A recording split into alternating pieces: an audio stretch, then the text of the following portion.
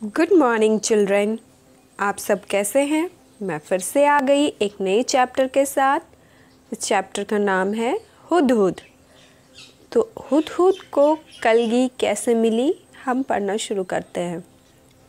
एक बार सुलेमान नाम के बादशाह आकाश में चलने वाले अपने उड़न खटोले पर बैठे कहीं जा रहे थे। बड़ी गर्मी थी, धूप से वह परेशान हो रहे थे। आकाश में उड़ने वाले गिद्धों से उन्होंने कहा कि अपने पंखों से तुम लोग मेरे सिर पर छाया कर दो, पर गिद्धों ने ऐसा करने से मना कर दिया। उन्होंने बहाने बनाते हुए कहा, हम तो इतने छोटे छोटे हैं, हमारी गर्दन पर पंख भी नहीं है, हम छाया कैसे कर सकते हैं। सुलेमान आगे बढ़ गए। कुछ दूर जाने पर उनकी भेंट हुदहुदों के मुखिया से हुई। सुलेमान ने उससे भी मदद मांगी। वह चतुर था, उसने फौरन अपने दल के सभी हुदहुदों को इकट्ठा करके बादशाह सुलेमान के ऊपर छाया कर दी। सुलेमान बोले, मैंने गिद्धों से भी मदद मांगी थी, वे मेरी मदद कर सकते थे, पर उन्होंने मेरी मदद नहीं की। तुम गिद्धों से छोटे तो हो, पर चतुर अधिक हो। तुम सब ने मिलकर मेरी सहायता की है। मैं तुमसे प्रसन्न हूँ। मैं तुम्हारी कोई इच्छा पूरी करूँगा। बताओ, तुम्हारी क्या इच्छा है? मुखिया ने कहा, महाराज, मैं अपने सभी साथियों से सलाह करने के बाद अपनी इच्छा बताऊँगा। मुखिया ने साथियों से सलाह करने के बाद कहा, महाराज, यह वरदान दीजिए कि हमारे सिर पर आज से सोने की कलगी निकल आए। बादशाह हंसे और बोले, मुखिया, इसका फल क्या होगा, यह तुमने सोच लिया है? मुखिया बोला, हाँ महाराज, मैंने खूब परामर्श करके यह वर मांगा है। सुलेमान ने प्रार्थना स्वीकार कर ली। सभी हुदहुदों के सिर पर सोने की कलगी निकल आई। लोगों ने सोने की कलगी को देखा तो वे हुदहुदों के पीछे पड़ गए। तीर से उन्हें मार मार कर सोना इकट्ठा करने लगे। हुदहुदों का वंश समाप्त होने पर आ गया। तब मुखिया घबराकर बादशाह सुलेमान के पास पहुंचा और बोला, इस सोने की कलगी के कारण तो हमारा वंश ही समाप्त हो जाएगा। सुलेमान ने कहा, मैंने तो शुरू में ही तुम्हें चेतावनी दी थी। खैर, जाओ, आज से तुम्हारे सिर का ताज सोने का नहीं, सुंदर परों का हुआ करेगा। और तभी से हुदहुदों के सिर पर परों का यह कलगी शोभा पा रहा है। परों का यह ताज कलगी शोभा पा रहा है। हुदहुद एक बहुत ही सुंदर पक्षी है। इसके शरीर पर सबसे सुंदर भाग इसके सिर की कलगी होती है। आप देख सक रहे होंगे पिक्चर में। वैसे तो यह इससे समेटे रहता है, पर जैसे ही किसी तरह की आवाज़ होती है, यह चौकन्ना होकर परों को फैला लेता है। तब यह कलगी देखने में हूबहू किसी सुंदर पंखी जैसी लगने लगती है। इसी कलगी के बारे में तुमने अभी एक सुंदर कहानी भी पढ़ी है। हुदहुद का सारा शरीर रंग बिरंगा और चटकीला होता है। पंख काले काले होते हैं, जिन पर मोटी सफ़ेद धारियाँ बनी होती है। गर्दन का अगला हिस्सा बादामी रंग का होता है। चोटी भी बादामी रंग की होती है, मगर उसके सिर काले और सफ़ेद होते हैं। दुम का भीतरी हिस्सा सफ़ेद और बाहरी हिस्सा काले रंग का होता है। चोंच पतली, लंबी तथा तीखी होती है।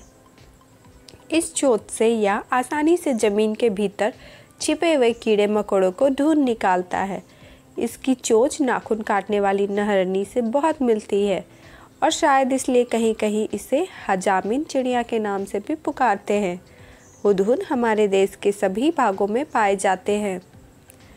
तुमने इसे घर के आसपास अपनी तीखी चोंच से ज़मीन खोदते हुए अवश्य देखा होगा। बोलते समय यह 3 बार हुप हुप हुप सा कुछ कहता है, इसलिए इसे अंग्रेजी में हुप्पो कहा जाता है। हिंदी में इसे हुदहुद कहते हैं। दूब में कीड़ा ढूंढने के कारण हमारे देश में कहीं कहीं इसे पदुबया भी कहते हैं, और सुंदर कलगी की वजह से कुछ देशों में लोग इसे शाह सुलेमान कहकर पुकारते हैं। मादा हुदहुद 3 से 10 अंडे देती है। जब तक बच्चे अंडे से बाहर नहीं निकल जाते, वह अंडों पर बैठी रहती है, हटती नहीं। नर वही भोजन लाकर उसे खिला जाता है, पर दोनों में से कोई भी घोंसला की सफाई नहीं करता। संसार के विख्यात पक्षियों में से एक है यह हुदहुद। यह अपनी सुंदरता के लिए मशहूर है, पर इसे पालतू नहीं बनाया जा सकता और न ही इसकी बोली में मिठास है। तो आपको ये कहानी कैसी लगी? तुम्हारी समझ। हुदहुद को कहीं हजामिन चिड़िया और कहीं पदुबैया के नाम से पुकारते हैं। क्यों? हजामिन, अभी तो मैंने आपको यहाँ पढ़कर बताया।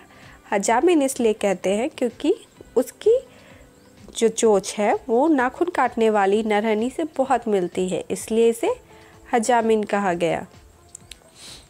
और कहीं इसे पदुबैया इसलिए कहा गया क्योंकि यह कीड़ा ढूंढने के कारण हमारे देश में से कीड़ा जो ढूंढती है, इस वजह से इसे पदुबैया कहा गया। हुदहुद की चोंच पतली, लंबी और तीखी होती है। इस बात को ध्यान में रखकर बताओ वे कैसा भोजन खाते होंगे। चोंच से वे क्या क्या काम कर सकते होंगे। वे तो कीड़े खाते हैं, छोटे छोटे कीड़े मकोड़े खा जाते हैं, और चोंच से वह अपना खाना ढूंढते हैं, अपना घोंसला बनाते हैं और अपने आप को बचाने के लिए उसी चोंच का इस्तेमाल कर अपनी रक्षा करते हैं। मैंने जाना पाठ में से ऐसे शब्दों की सूची बनाओ जो पक्षियों के लिए इस्तेमाल होता है। जानती थी जो आप जानते थे, पढ़कर मालूम हुआ जो जानना चाहते हैं, और कहाँ से पता लगाएंगे, ये आप पाठ को खुद पढ़िए और इस बॉक्स को भरिए। इसे अपने कॉपी में बनाना है, ठीक है? पहचाने कैसे? अगर तुम्हें हुदहुद को पहचानने में किसी की मदद करनी है तो तुम इसे कौन सी बात बताओगे? 4-5 वाक्यों में लिखो। तो आपको यहाँ ऊपर में हमने बहुत सारी चीज़ें बताई हैं कि वो कैसी होती है, आगे से कैसी दिखती है, पीछे से कैसी दिखती है।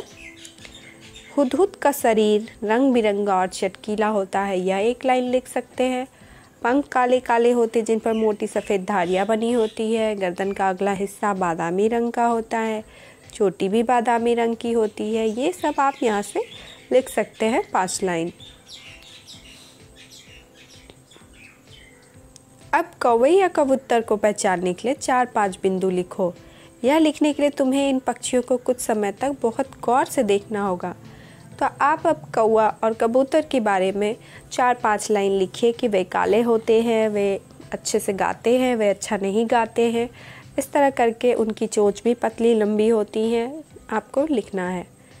तरह तरह के नाम, तुम्हारे आसपास कौन से पक्षी पाए जाते हैं उनके नामों की सूची बनाओ। तुम्हारे और तुम्हारे दोस्तों के घर भी भाषा में इन्हें क्या कहते हैं। जिन पक्षियों के नाम तुम्हें नहीं पता है उनके नाम तुम्हें पता करने होंगे। तो आप ये सब अपने दोस्तों से और अपने घर में पता कर सकते हैं। बातचीत, तुमने हुदहुद से जुड़ी एक कहानी पढ़ी है, इस कहानी को बातचीत के रूप में लिखो। नीचे हमने इस बातचीत को तुम्हारे लिए शुरू कर दिया है, अब आपको अपने पूरा करना है। शाह सुलेमान, अरे भाई गिद्ध, जरा मेरी बात सुनो। गिद्ध बोला, कहिए मगर ज़रा जल्दी से। शाह सुलेमान ने कहा कि मुझे बहुत धूप लग रही है, थोड़ी छाया कर दो। गिद्ध ने कहा कि हमारे पंख भी उतने नहीं हैं कि हम आपको छाया कर सकते हैं, तो हमसे यह नहीं होगा। अब इस तरह आप इसे आगे बढ़ा सकते हैं। रंगारंग, हुदहुद का सारा शरीर रंग बिरंगा और चटकीला होता है। हुदहुद का रंग चटकीला बताया गया है। रंग कैसे है यह बताने के लिए कुछ शब्दों का इस्तेमाल किया जा सकता है, जैसे फीके रंग, चटकीले रंग। बताओ कि ऐसे रंग किन चीज़ों के होते हैं। गहरा रंग, फीका रंग, भड़कीला रंग, सुनहरा रंग। इस रंग की चीज़ों के नाम आपको लिखना है। गहरा रंग किसका होता है? जैसे कोई डार्क कलर की हरी पत्तियाँ होती हैं, वो गहरे रंग में। फीका, जो कोई फूल हल्का गुलाबी दिखता है और फीका होता है। भड़कीला, जो आँखों में लगता है एकदम दूर से ही। सुनहरा, जैसे सोना। यूनी ने आसमानी रंग की कमीज पहनी। आसमानी रंग का नाम कैसे बना होगा, सोचो। ऐसे ही कुछ रंगों के नाम लिखो जिसे चीज़ों के नाम पर पड़े हैं। आसमानी रंग आसमान को देख करके पड़ा है, उसी तरह संतरा रंग, ऑरेंज, और उसी तरह और भी रंगों के नाम पड़े हैं, तो आप उन्हें अपने हिसाब से लिख सकते हैं। ये फल पत्ते भी हो सकते हैं, और सब्जियां भी हो सकती हैं, तो आप इनके आधार पे यहाँ पर भर सकते हैं।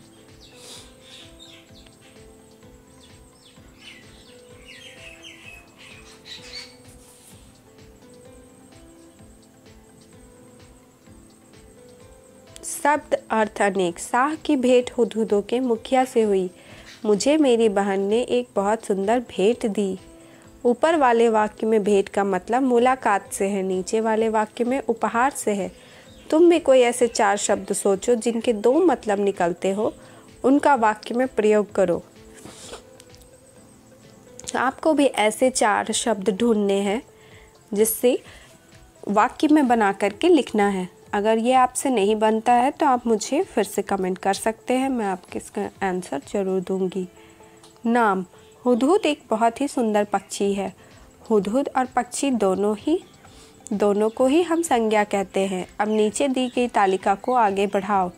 हुदहुद पक्षी, भारत देश, अनार फल। फिर लिख सकते हैं, यहाँ हम सब्जी का नाम लिख सकते हैं, जैसे गोभी सब्जी। और फिर हम किसी क्या बोलते हैं, जानवर का नाम लिख सकते हैं, जैसे गाय पशु। तो इस तरह आप लिख सकते हैं। तो आई होप ये आपको समझ में आ गई हो। अगर आपको कोई दिक्कत होती है तो मुझे आप कमेंट में लिख करके बताएं, मैं उसका आंसर दूंगी। मिलते हैं नेक्स्ट वीडियो में। Bye bye.